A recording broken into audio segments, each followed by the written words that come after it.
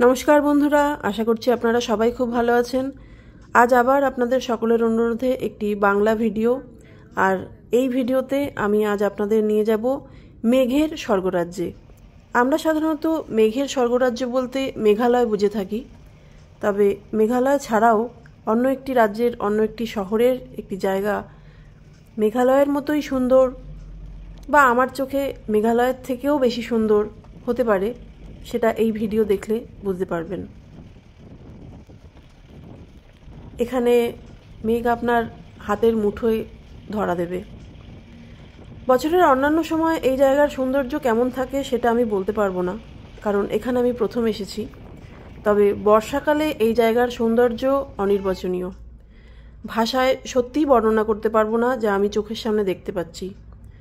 সে অর্থে tourist spot বা site scene করার জায়গা হয়তো এখানে খুব বেশি নেই, তবে এখানে পৌঁছে এই জায়গার সৌন্দর্য দেখে আপনি মুগ্ধ হবেন, এটুকু বিশ্বাস আমার আছে। জায়গাটির নাম দেওমালি। আপনাদের মধ্যে অনেকেই হয়তো এখানে ঘুরে গেছেন বা জায়গাটি সম্পর্কে শুনেছেন, আগে অনেক ভিডিও দেখেছেন, আবার অনেকে হয়তো আসেননি বা জায়গাটি সম্পর্কে সেভাবে জানেন না। আমি আপনাদের অনুরোধ করব ভিডিওটি শেষ পর্যন্ত দেখার। কেন আমি জায়গাটিকে মেঘালয়ের মতো বা আমার চোখে মেঘালয়ের থেকেও সুন্দর বললাম, পুরো ভিডিওটি দেখলে আপনারা অবশ্যই বুঝতে পারবেন। দেওমালি জায়গাটি সমুদ্রপৃষ্ঠ থেকে ১৬৭২ মিটার উপরে অবস্থিত। এটি উড়িষ্যার সর্বোচ্চ স্থান। আর কোরাপুট রেলওয়ে স্টেশন থেকে এই জায়গায় পৌঁছতে গাড়িতে ২.৫ ঘন্টা মতো সময় লাগে, যদি আপনারা স্টেশন থেকে ডাইরেক্ট এখানে পৌঁছতে চান। দূরত্ব ৬০ কিলোমিটার মতো। তবে কোরাপুট থেকে এখানে আসার পথে বেশ কয়েকটি ট্যুরিস্ট স্পট আপনি কভার করে আসতে পারেন, এবং সেক্ষেত্রে আপনার এই জায়গায় পৌঁছতে প্রায় ৫ ঘন্টা মতো সময় লেগে যেতে পারে, কারণ বেশ কয়েকটি ট্যুরিস্ট স্পট রাস্তায় পড়বে। আমরাও সেগুলো দেখতে দেখতেই এসেছি। তার ভিডিও আমার চ্যানেলে আলাদাভাবে আপলোড করা আছে, আপনারা চাইলে দেখে নিতে পারেন। আর এই দেওমালি নেচার ক্যাম্পের পাশাপাশি Talamali table top, Deomali hill top ইত্যাদি জায়গা আছে। খুব বেশি ট্যুরিস্ট স্পট এখানে কভার করার মতো নেই, তবে এখানকার সৌন্দর্য মুগ্ধ হয়ে দেখার মতো। দেওমালি নেচার ক্যাম্প পৌঁছানোর আগে পথে পড়বে টালামালি টেবিল টপ। আমরা এখন দেখে নেব টালামালি টেবিল টপ, এরপর আমরা দেওমালি নেচার ক্যাম্প পৌঁছব। গাড়ি থেকে নামার পর এই জায়গার সৌন্দর্যে যতটা মুগ্ধ হচ্ছি, এই অঞ্চলের প্রবল হাওয়ার বেগ ততটাই রোমাঞ্চিত করছে। তবে এ প্রসঙ্গে একটা কথা বলে রাখা প্রয়োজন, যেহেতু এই জায়গাটি সমুদ্রপৃষ্ঠ থেকে বেশ খানিকটা ওপরে আর এখানে হাওয়ার বেগ অত্যন্ত বেশি, সেহেতু আপনারা চেষ্টা করবেন একটু হালকা শীতবস্ত্র সঙ্গে রাখার। কান মাথা ঢাকার মতো একটি টুপি, একটি ফুল সোয়েটার আর একটু গরম প্যান্ট জাতীয় কিছু থাকলে এই পরিবেশের সঙ্গে মানিয়ে নিতে আপনাদের সুবিধে হবে বলে আমার মনে হয়। অত্যন্ত সুন্দর একটি জায়গা, চতুর্দিকে মেঘে ঢাকা পাহাড়, তার মাঝখানে সামান্য একটু জলরাশি, সামনে টালামালির একটি বোর্ড লাগানো রয়েছে। অনেকে এখানে পিকনিক করতে এসছেন, অনেকে বন্ধু বান্ধব নিয়ে বা প্রিয়জন নিয়ে সময় কাটাতে এসছেন। ভীষণ সুন্দর, ভীষণ মনোমুগ্ধকর, ভীষণ রোমাঞ্চকর একটি জায়গা। এখানকার ঠান্ডাটা কিন্তু আমরা বেশ অনুভব করছি।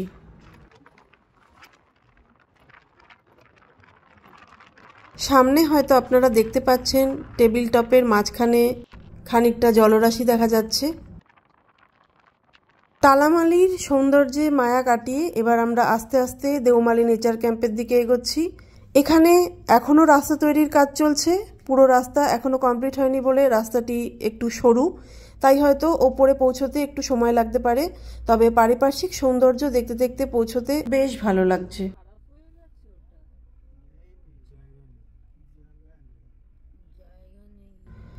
কথা বলতে বলতে আমরা পৌঁছে গেছি আমাদের গন্তব্যে দেওমালি নেচার ক্যাম্পে। আমরা 2টি কটেজ বুক করেছি। এই কটেজগুলি অনলাইনে বুক করতে হয়, এবং এর বুকিং প্রসেস নিয়ে একটি ভিডিও আমার চ্যানেলে খুব শীঘ্রই আপলোড করা হবে। আপনারা সেই প্রসেস ফলো করে এই কটেজগুলি বুক করতে পারেন। তবে এক্ষেত্রে বলে রাখি, বুকিং করার সময় আপনারা এদের সঙ্গে ফোনে কথা বলে চেষ্টা করবেন কটেজ নাম্বার 10 বা কটেজ নাম্বার 9 বুক করার। কটেজ নাম্বার 10 থেকে সব থেকে ভালো ভিউ পাওয়া যায় এবং কটেজ নাম্বার 10 থেকে ওনাদের ক্যান্টিন এরিয়াটাও খুব কাছে। তাই ঠান্ডার মধ্যে কটেজ 10 থেকে ক্যান্টিনে খেতে যাওয়াটা খুব সহজ হয়। আমরা বুক করেছিলাম কটেজ নাম্বার 4 এবং 5, সেখান থেকেও অপরূপ সৌন্দর্য অনুভব করা গেছে। তবে কটেজ নাম্বার 10 যেহেতু কর্নারে, তাই সেখান থেকে সব থেকে ভালো সৌন্দর্য উপভোগ করা যাবে। কোনো ভিআইপি বুকিং আসলে ওনারা সাধারণত কটেজ নাম্বার 10টি ব্লক করে রাখেন। কটেজে ঢুকেই রুম ট্যুর করানোর আগে আপনাদের কটেজের ব্যালকনি থেকে সামনের দৃশ্যটি দেখানোর চেষ্টা করছি। আপনারা ক্যামেরায় কতটা বুঝতে পারছেন জানি না, তবে আমার চোখের সামনে যে দৃশ্য আমি দেখতে পাচ্ছি তা এক কথায় অবিস্মরণীয়। হাত বাড়ালেই হাতের ওপর দিয়ে মেঘ ভেসে যাচ্ছে। পাহাড়ের ওপর থেকে মেঘের ক্রমাগত আনাগোনা চোখের সামনে দেখতে পাচ্ছি। কিছুটা দূরে যে রাস্তা দিয়ে আমরা এসেছি সেই রাস্তাটা মাঝে মাঝে চোখের সামনে ভেসে উঠছে, আবার কিছুক্ষণের মধ্যেই মেঘে ঢাকা পড়ে যাচ্ছে। এ এক অবর্ণনীয় সৌন্দর্য। আপনি এখানে এসে না দেখলে হয়তো আমার মতো করে অনুভব করতে পারবেন না। তাই আপনাদের সবাইকে বলবো একবার অন্তত দেওমালি অবশ্যই আসবেন। খুব একটা খরচা সাপেক্ষ জায়গা নয়। নেচার ক্যাম্প বুক করতে কিছুটা খরচা করতে হয়, সেটা ঠিক। আপনারা চাইলে নেচার ক্যাম্পে থাকতেও পারেন বা দেওমালি ঘুরে সেদিন আবার কোরাপুটে ফিরেও যেতে পারেন। তবে দেওমালি অবশ্যই আসুন, এই কথাটা আমি বারবার বলবো। দেখুন, দেখতে দেখতে চোখের সামনে রাস্তাটা মেঘে ঢাকা পড়ে গেল। আবার হয়তো কিছুক্ষণ পরে মেঘ সরে গিয়ে ওই রাস্তাটা আবার চোখের সামনে ভেসে উঠবে। আমি আসার পর থেকে ব্যালকনিতেই দাঁড়িয়ে এই মনোমুগ্ধকর সৌন্দর্য উপভোগ করছি। রুমে একটু রেস্ট করে এখন আমরা যাচ্ছি দেওমালি হিলটপ ঘুরে দেখার জন্য। দেওমালি হিলটপের কাছাকাছি আপনি গাড়ি নিয়েই যেতে পারবেন, কিছুটা আপনাকে ট্রেক করে ওপরে উঠতে হবে। দেওমালি নেচার ক্যাম্প থেকে গাড়িতে 5-7 মিনিট আসার পরে কিছুটা রাস্তা আপনাকে ট্রেক করে ওপরে উঠতে হবে। তাহলে আপনি ওপর থেকে নিচের শহরের খুব সুন্দর একটি ভিউ পাবেন। যেখানে গাড়ি থামবে সেখানে একটি ওয়াচ টাওয়ার করা আছে, আপনি তার উপরে উঠেও সৌন্দর্য উপভোগ করতে পারেন। তবে ওয়াচ টাওয়ারটি খুব একটা পরিষ্কার নয় বলে আমরা সেখানে উঠিনি। সামনে যে পাহাড়টি দেখতে পাচ্ছেন ওইটুকু আপনাকে ট্রেক করে উপরে উঠতে হবে। এই পর্যন্ত গাড়ি এসে দাঁড়াবে। যদিও এখন ট্রেক করে ওপরে উঠলে আমরা উপর থেকে কিছুই দেখতে পাবো না, যেহেতু জায়গাটি সম্পূর্ণ মেঘে ঢাকা পড়ে গেছে। রৌদ্রোজ্জ্বল সময় আসলে আপনি ওপরে উঠে নিচের শহরের খুব সুন্দর একটি ভিউ পেতে পারেন। আমি কয়েকটি ছবি ভিডিওর সাথে অ্যাড করে দিচ্ছি, তার থেকে আপনারা একটা ধারণা তৈরি করতে পারবেন। আমরা যেহেতু মেঘাচ্ছন্ন সেহেতু আর ওপরে ওঠার চেষ্টা করিনি, কারণ ওপর থেকে নিচের শহরের কোনো দৃশ্যমানতা পাওয়া যেত না। তবে যেখানে দাঁড়িয়ে আছি সেই জায়গাটিও কিন্তু কম সুন্দর নয়। চতুর্দিকটা ঘুরে দেখলে আপনার অবশ্যই ভালো লাগবে।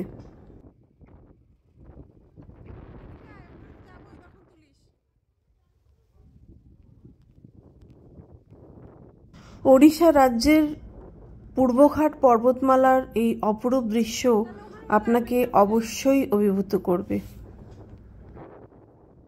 ওই যে দূরে দেখা যাচ্ছে আমাদের দেওমালি নেচার ক্যাম্প। এখান থেকে নেচার ক্যাম্পে ফেরার পথেই নেচার ক্যাম্পের খুব কাছে দেওমালি ক্যাফেতে আমরা কফি খেতে যাব। দেওমালি ক্যাফের একটি ভিডিও আমার চ্যানেলে আপলোড করা আছে, আপনারা চাইলে সেটি দেখে নিতে পারেন। দেওমালি নেচার ক্যাম্পের খুব কাছে, আপনারা চাইলে পায়ে হেঁটেও সেখানে পৌঁছতে পারেন।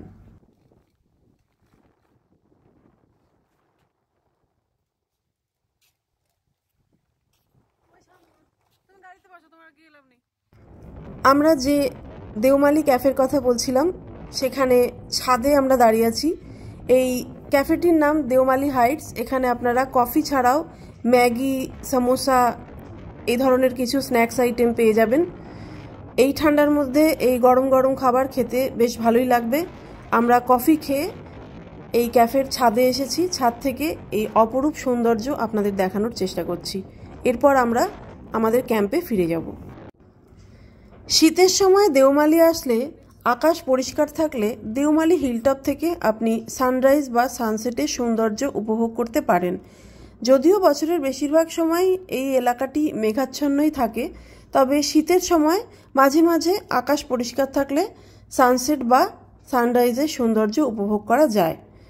আমরা যদিও সেই সৌন্দর্য উপভোগ করার সুযোগ পাইনি বা আমাদের ভাগ্য সুপ্রসন্ন হয়নি, তবে ইন্টারনেট থেকে বেশ কয়েকটি ছবি আমি ভিডিওর সঙ্গে অ্যাড করে দিচ্ছি আপনাদের একটি ধারণা দেওয়ার জন্য। এরপর আমি আপনাদের এই দেওমালি নেচার ক্যাম্পের রুম ট্যুর করাবো, দেখতে থাকুন। আপাতত আমরা এগিয়ে যাচ্ছি দেওমালি নেচার ক্যাম্পের ক্যান্টিনের দিকে। আর যেমনটি বলেছিলাম, ক্যান্টিনের একদম পাশেই রুম নাম্বার 10। তবে রুম নাম্বার 10 বুকিংয়ের ক্ষেত্রে আপনারা একটি কথা অবশ্যই এনাদের সঙ্গে জিজ্ঞেস করে নেবেন। রুম নাম্বার 10 কিন্তু যে কোনো ভিআইপি বুকিংয়ের ক্ষেত্রে এনারা দিয়ে থাকেন। সেক্ষেত্রে আপনাদের বুকিং ক্যান্সেল হওয়ার সম্ভাবনা আছে কিনা সে ব্যাপারে অবশ্যই খোঁজ করে নেবেন। রুম নাম্বার 10 না পেলে রুম নাম্বার 9 বুক করার চেষ্টা করতে পারেন। এখন আমরা ক্যান্টিনের কাচের জানলা দিয়েও দেওমালি হিলটপের সৌন্দর্য উপভোগ করছি। ক্যান্টিনে টি কফি বা ইভিনিং স্ন্যাক্স খেয়ে আমরা রুমে ফিরে যাব। আস্তে আস্তে সন্ধে হয়ে আসছে এবং শীতের প্রকোপটাও বেশ বাড়ছে। এখানে হাওয়ার গতিবেগ কিন্তু যথেষ্ট তীব্র। বছরের অন্যান্য সময় হয়তো এতটা হাওয়ার গতিবেগ থাকে না, যেহেতু আমরা বর্ষাকালে এসেছি সেহেতু হয়তো হাওয়ার গতিবেগ অত্যন্ত প্রবল। তবে সঙ্গে শীতবস্ত্র থাকলে আপনার এই আবহাওয়া যথেষ্ট মনোরম মনে হবে।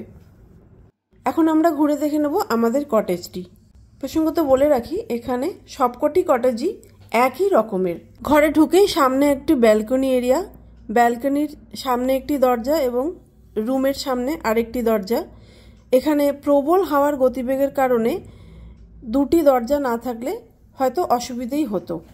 যদিও এতগুলো দরজা থাকা সত্ত্বেও আমাদের রুমে কিন্তু যথেষ্ট হাওয়ার আওয়াজ আমরা পাচ্ছি। রুমে ঢুকেই ডান দিকে টয়লেট এরিয়া। রুমটি যথেষ্ট বড়। রুমের মধ্যে একটি table, TV, king size bed, side table, অনেকগুলো সোফা চেয়ার দেওয়া আছে যাতে আপনি ব্যালকনিতে বসে প্রাকৃতিক সৌন্দর্য উপভোগ করতে পারেন। এখন আমি এই কটেজের সবচেয়ে সুন্দর জায়গায় আছি, ব্যালকনিটি। ব্যালকনির সামনের প্রাকৃতিক সৌন্দর্য আমি অলরেডি আপনাদের একবার দেখিয়েছি, আরেকবার ব্যালকনির ভেতর থেকে আপনারা দেখে নিন। এখন বাইরে অল্প অল্প বৃষ্টি শুরু হয়েছে। এখন রুমের টয়লেটটি একবার দেখাবো। এই রুমে ইনভার্টারেরও ব্যবস্থা আছে। টয়লেটে ওয়েস্টার্ন কমোড, গিজার, এছাড়াও একটি ডিলাক্স রুমে যা যা অ্যামিনিটিস থাকা উচিত সবই এই রুমে অ্যাভেলেবেল। এখন আমাদের রাতের ডিনারের সময় হয়ে গেছে। ওনারা সাধারণত রুম সার্ভিস প্রোভাইড করেন না, তবে আপনার সাথে যদি বয়স্ক কেউ থেকে থাকেন বা শারীরিকভাবে অসুস্থ যদি কেউ থেকে থাকেন তাহলে ওনাদের রিকোয়েস্ট করলে ওনারা রুম সার্ভিস প্রোভাইড করে থাকেন।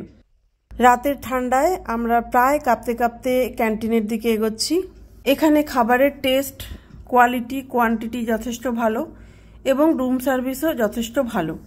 এখানে রুম চার্জের সঙ্গে ব্রেকফাস্ট, লাঞ্চ, ইভিনিং স্ন্যাক্স আর ডিনার ইনক্লুডেড। এক রাত দেওমালিতে কাটিয়ে এখানকার অবর্ণনীয় সৌন্দর্য উপভোগ করার পর এই অভিজ্ঞতাকে সঙ্গে নিয়ে আজ আমরা চলেছি জগদলপুরের দিকে। জগদলপুরে আমাদের গন্তব্য চিত্রকূট জলপ্রপাতের ঠিক পাশেই দণ্ডমী রিসর্ট। জগদলপুরের ভ্রমণ এবং দণ্ডমী রিসর্টের উপর আমার চ্যানেলে খুব শীঘ্রই ভিডিও আপলোড করা হবে, আপনারা চাইলে সেটা দেখে নিতে পারেন। আপাতত দেওমালির মায়া কাটিয়ে ভারাক্রান্ত মনে আমরা এগিয়ে চলেছি চিত্রকূটের দিকে। আশা করি আমার এই ভিডিওটি আপনাদের ভালো লেগেছে। যদি ভালো লেগে থাকে তাহলে অবশ্যই ভিডিওটিকে একটি লাইক করবেন, অন্যদের সাথে শেয়ার করে দেবেন যাতে তারাও এই সৌন্দর্য উপভোগ করতে পারে। আর যদি এখনও আপনি আমার চ্যানেলটি সাবস্ক্রাইব করে না থাকেন তাহলে অবশ্যই সাবস্ক্রাইব করে নেবেন। আপনারা ভালো থাকবেন আর আমার পরবর্তী ভিডিওর জন্য অপেক্ষা করবেন। ধন্যবাদ বন্ধুরা।